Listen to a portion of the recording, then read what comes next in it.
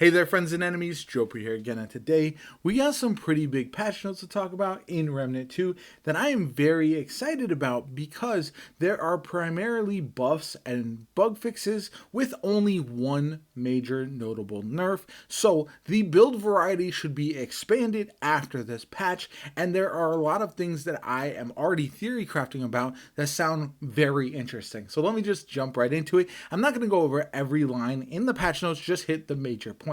First off, Invoker, they say that the lightning blast from Way of Kaola are on a timer and recasting would cause a timer to be refreshed. They're now on an independent timer, so recasting will allow the lightning to strike when it originally should have. They also go over some fixed issues with the Way of Kaola, which sounds interesting. That's already the strongest of the skills for the Invoker, in my opinion, but they also then go on to the Way of Major and fix some things. Should now consistently heal friendly companions and summons. And this is the funniest thing to me, is they fixed an issue allowing Way of Major to heal bosses.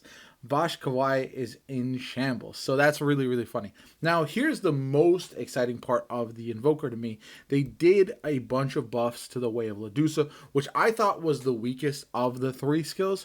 Increased critical bonus, added elemental damage, scales with amplitude, skill cooldown bar behaves properly, and enabled Sand Devil generation from skill and status damage. So, they did say that while originally it's only supposed to be range and melee damage, they wanted to make this more viable with the Sand Devils, but they want to avoid an infinite cycle of Sand Devil detonate when mod or status damage is applied. Essentially, you just kind of continue to detonate over and over and over again, so they might have to revert it back to just being range and melee and not include the skill and status damage. But for now, I would highly recommend trying some either skill or status damage builds where you really are able to just spam those Sand Devils, because it could be absolutely fascinating. Especially you think about it with something like a Firestorm build, this could be very, very cool. So then we move on to the Ritualist. While the Ritualist is already quite strong, we want to ensure that strength wasn't entirely status damage, so they could use as a secondary archetype more effectively. So they gave it a buff to increased damage bonus from 20 to 25% for Wrath, and then fix the bug on Prime. So that's interesting. They also gave a buff to Sidewinder and Gunslinger from having 7 charges to now possibly 11 with the swap reload. So I think that's really interesting. This is where we get to the major nerf. They did buff power creep as well as chaos gate, but havoc form has been nerfed. So they say that havoc form was incorrectly labeled as always in aim mode, which allowed footwork and swiftness to stack, and they fixed that and then move on. And they say the combination of movement speed stacking bonus and fire rate stacking, which is still enabled, allowed the Archon to easily circle strafe some of the most challenging content while holding down lightning hands, essentially infinite damage while you are permanently staying alive and not really having to worry about dodging or anything like that, taking the skill and challenge out of the game. So they also boosted the Archon's overall mod generation through power creep and added a bit more back to Chaos Gate. So hopefully we see more variety. I've seen a lot of Archons just running the Tickle Fingers, Lightning Hands, whatever you want to call it, and hopefully now we see them running other skills instead as well, and there is more variety with the Archon. I do think those Lightning Hand Havoc form builds were insane, and I'm not surprised whatsoever that they have been adjusted. So hopefully that's the only problem with Havoc form going forward, and now we have a lot more variety with the class in general. Archon actually becomes a more well-rounded class. I hope so. We'll have to wait and see. I do think it is a interesting update, but I don't know if everyone's gonna be happy if that's your favorite build. So they fixed the issue with Vulcan turret on the engineer. Then we move on to weapons. So the major ones, buffed Trinity, Thorn Blowback now scales off of added mod damage, which I think is really, really good. And they seemingly really buffed Monolith, which is crazy to me because I felt like that was already really strong. Added elemental damage, fixed an issue causing primary fire to pass to enemies. They fixed an issue preventing mod use when no ammo was present. Enabled duration to scale with mod duration bonuses. Now properly scales with mod and elemental damage bonuses. Fixed an issue preventing proper damage calculation. All in all, it just seems like the Monolith got a huge buff, which is crazy. And then they fixed a couple issues with the plasma cutter and the polygon.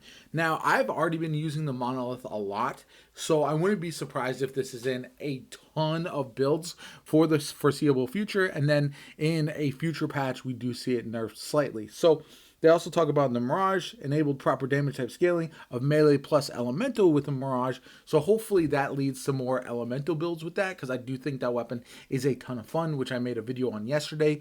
Crystal Skull, lowered base, Crystal Staff, sorry, lowered base damage to account for proper 3 times damage scaling. So it's a net buff, which is good. And then katanas. They buffed all katanas with a backstep damage scaler. And then steel katana and edge of forest specifically got increased critical chance. So that's really, really good. Weapon mods, they got explosive shot, Song of Aether, scrap shot, and flying bomb trap. All had issues fixed with some form or another. So hopefully that makes those options better. I already run Song of Aether quite a bit. I ran it a little bit from time to time, so hopefully it becomes even better in the builds that I'm using on. And then Flying Bomb Trap is already pretty solid, so now that it's not going to damage allies, that is a very interesting change. Weapon mutators. So they changed up failsafe, ingenuity, fix an issue causing level 10 bonuses to break reload, pressure point, fix an issue with level 10 bonus triggered twice, weapon lord, fixed description of primary effect, and then slayer, increased damage bonus from 20 to 25. They also have failsafe, fix incorrect refund calculations for mods that spent multiple charges at once. So hopefully all that leads to positive things with those mutators as well. Trinkets, this is going to be a lot. Misstep, fix an issue that caused certain weapons to disappear, which is, again, pretty funny. Birthright of the Lost now applies exposed to enemies in a 3-meter AoE on perfect dodge, and exposed no longer applies to self on self-triggered perfect dodge. Jester's Bell, increased duration. Kinetic Shield Exchanger, increased mod generation. Stone Shaper's Chisel, effect properly remains after traveling. Ahani Crystal, increased damage bonus. Band of the Fanatic, Burden of the Audacious, Burden of the Fall. Pretty much everything here has either a buff or a fix that is going to make the thing better overall. So Devour Loop, fix an issue preventing any skill cooldown resets. Devour Loop, fix an issue preventing skill cooldown resets with active skills. Yeah, just a lot here. I think that's interesting overall, and something that I think could actually lead to some pretty solid changes. So I'm hopeful that that'll actually lead to, again, a bunch more diversity of builds with all your different stuff. Relics, they recasting properly refreshed bulwark stacks on Constrained Heart, and then Broken Heart no longer causes long black screen after death while equipped. From there, they go into enemies and some other bug fix. Nothing too crazy at that point. I will link the patch notes in the descriptions for you to read all of them. But for me, the biggest updates, the nerf to Havoc Form Archon, which is the only major thing, but Monolith buff, the Archon buff with the skill, the last skill, which is nice. Some of the other changes to the relics, to the trinkets, to everything in there, I think is positive changes overall, and stuff that I will definitely be trying out and hopefully make new builds with and try some new things, because I do feel like this is the type of game, if it doesn't have some changes over the course of time, it can get a little bit stale and the builds can feel like the same thing for a bit of time. Anyway, if you enjoyed the video, hit that like button, subscribe to the channel, it helps me out tremendously, shows you want to see more Remnant 2 content from me going forward. I really appreciate all the love on the channel lately. My name is JoPa. Have a good one. I'll catch you all later.